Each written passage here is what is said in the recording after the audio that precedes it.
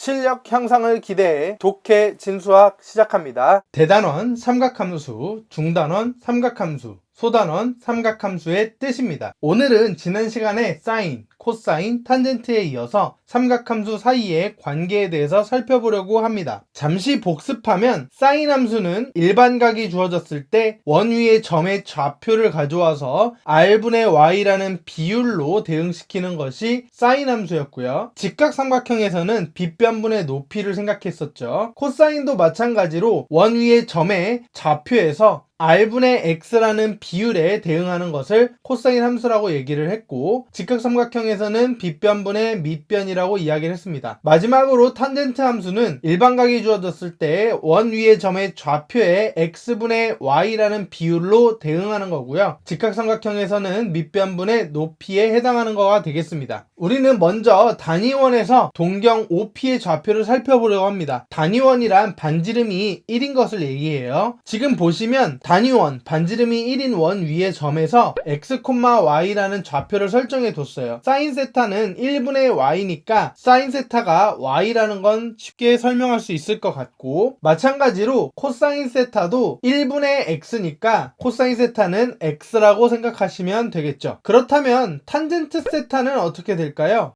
탄젠트 세타는 우리가 알고 있다시피 점의 좌표인 x좌표분의 y좌표니까 x분의 y라고 써주시면 될 것 같고요. 이때 x분의 y에서 x는 코사인 세타, y는 사인 세타니까 결국 우리는 탄젠트 세타가 코사인 세타분의 사인 세타가 된다라는 사실을 얻게 됩니다. 따라서 삼각함수 사이의 관계의 첫 번째는 탄젠트 세타는 코사인 세타분의 사인 세타라는 뜻이에요. 자, 단위원이 아닌, 즉 1이 아닌 반지름을 가진 원 위에서도 성립하는지 한번 살펴보도록 할게요. 먼저 살펴볼 것은 사인 세타인데요. 사인 세타는 r분의 y였죠. 따라서 r분의 y라고 써주시고, 그 다음에 코사인 세타도 생각을 해보시면 r분의 x였죠. 그러면 우리가 알 수 있는 것은 바로 p의 좌표를 다시 바꿔 쓰는 겁니다. p의 x좌표는 지금 코사인 세타에서 보시면 x가 분명히 존재하죠. 양변에 r을 곱하면 x는 r 코사인 세타가 될 거예요. 따라서 x 값으로 r 코사인 세타라고 두면 되겠죠. 마찬가지 방법으로 사인 세타는 r분의 y니까 여기에 y가 있죠. 따라서 우리는 y의 값을 정리해서 y는 r 사인 세타라고 적어주면 되겠죠. r 사인 세타라고 적어주시면 되겠습니다. 그러면 r 코사인 세타가 x고 r 사인 세타가 y니까 우리는 탄젠트 세타를 써볼 수가 있을 것 같아요. 탄젠트 세타는 분명히 x분의 y라고 했으니까 이제 우리는 x 자리에는 r 코사인 세타, y 자리에는 r 사인 세타를 적어주시면 분모 분자의 r을 약분하고 그 값을 정리해 주시면 분모에는 분명히 코사인 세타가 있을 거고 분자에는 사인 세타가 있겠죠. 따라서 우리는 탄젠트 세타가 코사인 세타분의 사인 세타라는 사실을 r이 1인 경우와 1이 아닌 경우에 모두 다 만족한다라는 걸 알 수 있습니다. 따라서 탄젠트 세타는 코사인 세타분의 사인 세타가 되겠습니다. 자, 두 번째로 넘어가죠. 점 P는 원 위의 점에 있습니다. 다시 말하면 원이 점 P를 지난다라는 말이죠. 우리는 고등학교 1학년 수학에서 도형이 어떤 점을 지나거나 또는 점이 그 도형 위에 있다라는 표현을 할 때 어떠한 방법으로 식을 설명했나요?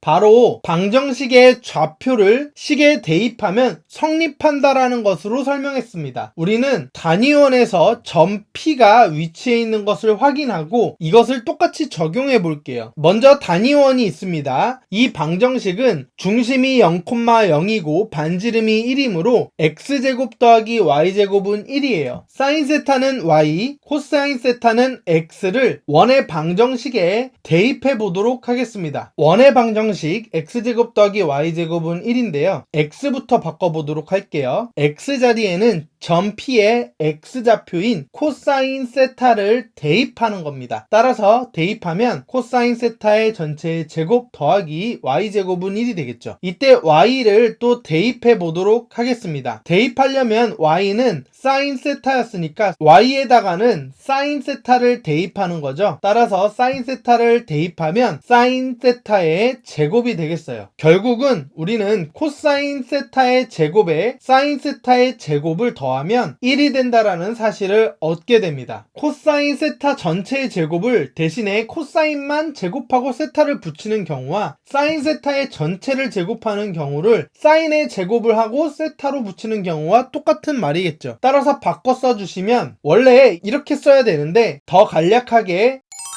바꿔서 쓰게 됩니다. 자, 이것도 마찬가지로 똑같은 방법에 의해서 반지름이 1이 아닌 경우에 대해서 한번 적용을 해보도록 할게요. 앞에서와 같이 똑같이 사인 세타를 한번 정의를 해보도록 할게요. 그러면 사인 세타라는 값은 R분의 Y가 되겠죠. 그리고 코사인 세타도 마찬가지로 정의를 해보면 코사인 세타는 R분의 X가 되겠습니다. 같은 방법으로 X는 분명히 R 코사인 세타잖아요. 그리고 Y도 마찬가지로 R 사인 세타죠. 그러므로 우리는 P의 좌표를 다시 쓸 수가 있는데요. 그러면 X의 값은 R 코사인 세타, 그 다음에 Y 값은 R 사인 세타가 되겠습니다. 근데 우리가 어떻게 생각을 했었냐면 원의 방정식을 갖고 있죠. 따라서 원의 방정식을 생각해보면 X제곱 더하기 Y제곱은 R의 제곱이 된다라는 것을 알고 있어요. 점 P는 이 원의 방정식 위의 점이니까 대입하면 식이 성립하겠죠. 따라서 좌표를 대입하기 시작합니다. X자리에 대입하면 R 코사인 세타의 전체의 제곱이 될 거고요. Y 값에다 대입하면 R 사인 세타의 전체의 제곱이 되겠죠. 마찬가지로 우변은 R제곱이 될 거고요. 풀어서 정리를 해주시면 R제곱이 있고 코사인 세타의 제곱인데 이렇게 쓸게요. 이제 그 다음에 R제곱에 사인 제곱 세타죠. 따라서 사인도 제곱 먼저 하고 세타를 써도록 하겠습니다. 그 다음에 R제곱이 있죠. 자, 양변에 R제곱이 있으니까 R제곱을 약분해 주시면 결과적으로 우리가 원하는 코사인 제곱 세타에다가 사인 제곱 세타가 나와서 1을 만족하게 됩니다. 그러니까 결과적으로 코사인 제곱에다가 사인 제곱을 하면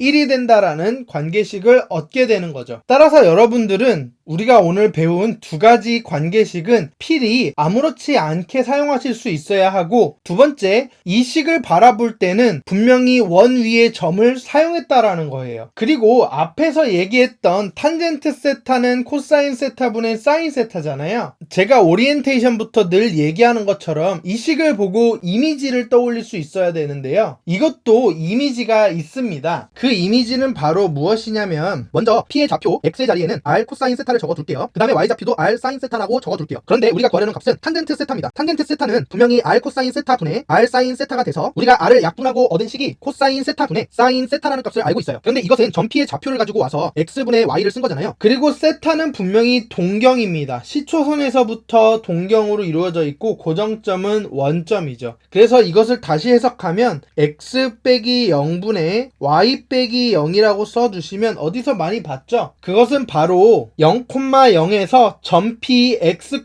Y로의 직선의 기울기입니다. 즉 여기에 0,0이 있고 지금 구한 X, Y라는 점이 있습니다. 이 점을 직선으로 이었을 때 생기는 기울기가 되겠습니다. 따라서 우리는 점에 세타가 주어졌을 때 기울기를 탄젠트 세타라고 이야기를 하는 거죠.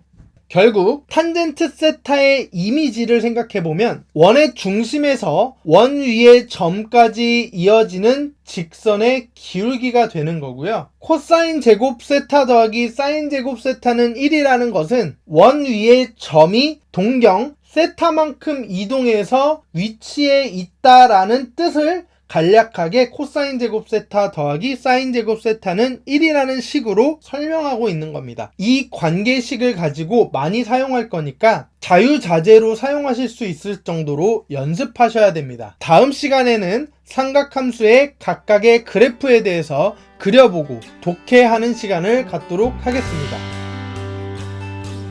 독해 진수학과 계속 함께하고 싶다면 구독, 좋아요, 댓글, 좋아요